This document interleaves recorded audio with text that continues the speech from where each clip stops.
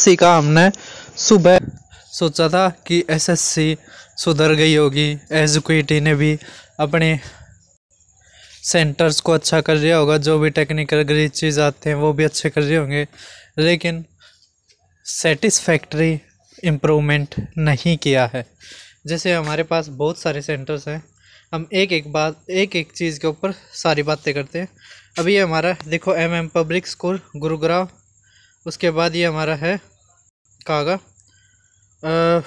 Digital computer educational Jammu का technical reason, सबसे पहले यही आया था, है ना, जम्मू वाला। उसके बाद देखिए ये कोलकाता का, उसके बाद देखिए झारखंड का, उसके बाद देखिए आप इकरा इंटरनेशनल नांदेड़, ये महाराष्ट्र में पड़ता है। फिर कह रखा हमारा ये मुंबई का, ठीक है। तो भाई लगभग सुनने में आ रहा है कि हमारे 10 सेंटरों पे गड़बड़ी हुई है। 250 सेंटर थे टोटल, तो हमारे 4% सीधा आ गया, ठीक है।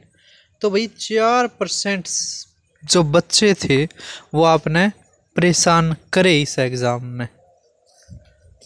4% बच्चे नहीं तो 4% सेंटर तो होंगे, है ना, अलग अलग सेंटर पर अलग अलग जनसंख्या होगी। आपको इतना अच्छा मौका दिया हमने भी, आपको आशा किया है, निगाहों से देखा। आपके जो चेयरमैन एसएससी के आईएस साहब, उन्होंने भी बच्चों को ऑल द बेस्ट कहा। कहाँ का ऑल द बेस्ट, क्या काम आया ऑल द बेस्ट? इसकी जगह आपके पास इतना टाइम था कि आप पूरा का पूरा वो लिख के, और आज भी देखा आपका ट्वीट, 14 सितंबर हिंदी दिवस है, उसकी महज से आज ही हार्दिक शुभकामनाएं दे रहे हैं सभी एसएससी वालों को, जो आगे ऑफिसर्स है, वहाँ के कर्मचारी हैं। क्या आपके पास इतना खाली टाइम है? खाली टाइम है तो आप 250 सेंटर क्या कवर नहीं कर सकते थे? आप खुद नहीं कवर कर सकते थे? दिल्ली के आसपास के तो कर देते। गुड़गांव का देखो हो रहा है, हैं? आपके पास इतना भी टाइम नहीं था। अब देखो, हमने बहुत सारे सेंटर्स देखे, बहुत सारे टीचर भी गए हुए थे, बहुत सारे जो यूट्यूबर है वे भी गए हुए थे। आपने देखा बीड़ी बीड़ी गली यहाँ थी, बिल्कुल नैरो नैरो, और पास में ही घर थे, है ना। इतनी भीड़ी थी कि 2 ऑटो रिक्शा नहीं जा सकते, वो बैटरियों वाले, है ना, उसकी तो बात ही अलग है। वो दूसरे जो चलते थे पहले, अब भी एक आधी जगह दिख जाते। बच्चों पे 10 मिनट का जो रास्ता, उसके लिए 400 रुपये लिए हैं। आपकी तो 1.5-2 लाख जो भी तनख्वाह है, आपके लिए 400 रुपये कुछ नहीं है।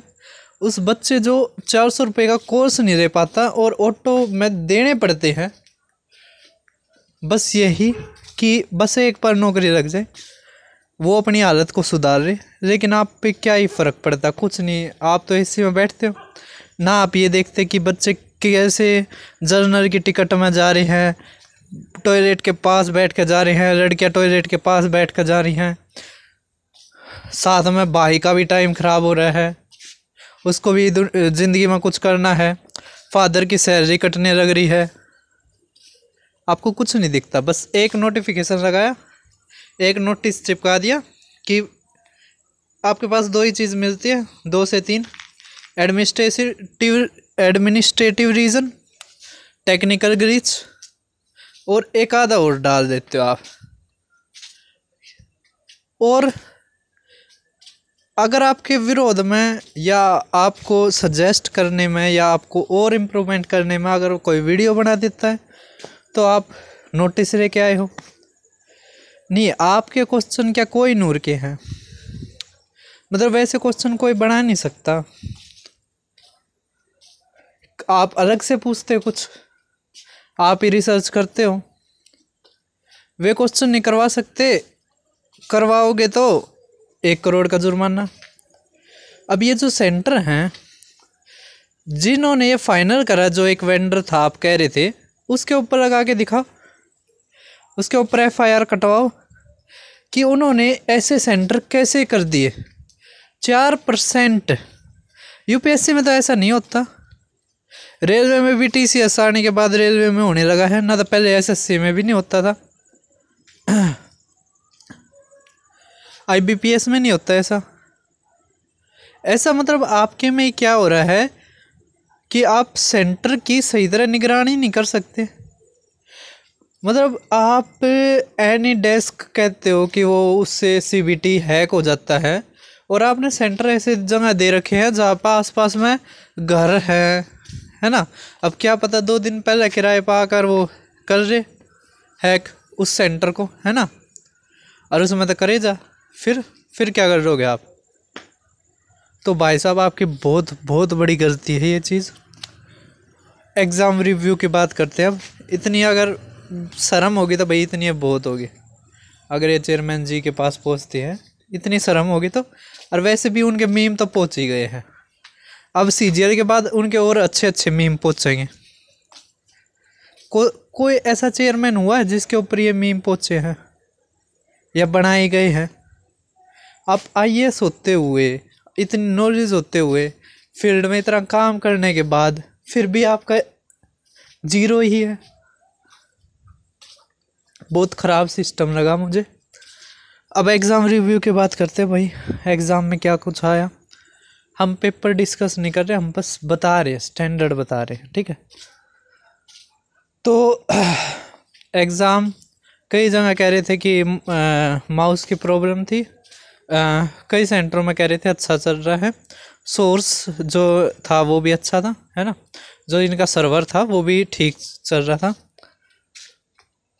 और कई बच्चों के कह रहे थे कि अगर मान लिया प्रॉब्लम हो रही है तो वो CPU बंद करवा के और वहीं से टाइमर शुरू हो जाता था। चलो ये तो ठीक बात उनकी अच्छी करा उन्होंने। मैथ का ये था, वही TCS वाला पैटर्न था। रीजनिंग और GK में वही स्टेटमेंट वाले क्वेश्चन थे, और इंग्लिश में थोड़ा मॉडरेट कह रहे थे, ठीक है। सेकंड शिफ्ट का अलग था। अब की बार कह रहे हैं कि रॉन्ग क्वेश्चंस हैं वे कम आ रहे हैं, जो रॉन्ग क्वेश्चंस हैं वे कम आ रहे हैं, रॉन्ग क्वेश्चन कम आ रहे हैं, ठीक है।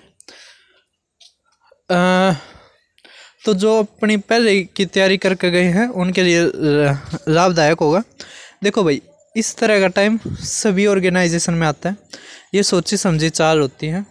अब हमारी इसमें जो एक एवरेज बच्चा है IIT NIT वाला वो कर जाएगा, ठीक है, ठीक है।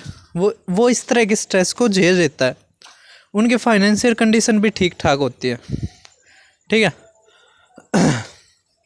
अब जो एक एवरेज बच्चा है वो क्या करे, वो भाई सारे फार्म भरे, ठीक है। DSSS का भी भरे, रेलवे का भी भरे, CBSE के निकलते हैं, KVS NVS सब जो भी फार्म आते हैं सभी भर दो, ठीक है। रेलवे का अब ग्रुप D भी आएगा, है ना, उसके बाद NTPC भी आएगा दोबारा से, है ना, टेक्नीशियन ग्रेड 1 ग्रेड 3 सारी की सारी पोस्टें आएंगी। असिस्टेंट वो कंट्रोलर क्या नाम था, वो एक पोस्ट लेवल 6 की आई थी, 300 कुछ थी उसमें या 400 कुछ पोस्टें थी, मैंने वीडियो भी बना के डाल रखी है, तो वो भर दो, ठीक है। DSSS के जेल वार्डर के जो फार्म भरे गए थे 2025 में, उसकी एग्ज़ाम डेट आ गई है, ठीक है। तो भाई एक क्वेश्चन एक पेपर के ऊपर स्टक मत रहो, ठीक है, एक ऑर्गेनाइजेशन के ऊपर स्टक मत रहो, ऐसा ही चलता है। पहले रेलवे में हो रहा था, है ना, रेलवे में अब भी सुनने को आती है कितना रेट निकला हुआ है CGL का, तो खुद सुनने में आया था कि 35 से 40 लाख के बीच में है। अब वो मुझे पता नहीं है करेक्ट है क्या है, मेरे पास कोई सोर्स नहीं, मुझे बस सुनने में आया था, ठीक है। उसके बाद DSSS के अच्छे से एग्ज़ाम चल रहे हैं, ना कि तरह लीक की आ रही है, ना कोई शेड्यूल की आ रही है ना। तो DSSS के जो भी निकलते रहे फार्म वो अपने भरते रहो, अच्छे से पेपर होने लग रहा है। रेलवे के भी ठीक ठाक पेपर होने लग रहे हैं, है ना। तो पहले हमारा है हम नौकरी लें, ठीक है, इंस्पेक्टर उसके बाद बन जाना, पहले एक बार एक ग्राउंड सेट कर लो। तो यही बात से हम अपने वीडियो को ख़त्म करते हैं। बस यही उम्मीद करते हैं भगवान से कि आपको अच्छे से अच्छी जॉब दे, है ना, और SSC वालों को भी थोड़ा सद्बुद्धि दें। वो बोलना तो नहीं चाहिए। नेपाल में ईगो के ऊपर, करप्शन के ऊपर ही सब कुछ हो रहा है, तो इतना बोलना ठीक नहीं है। फिर मिलते हैं वीडियो में, नेक्स्ट वीडियो में।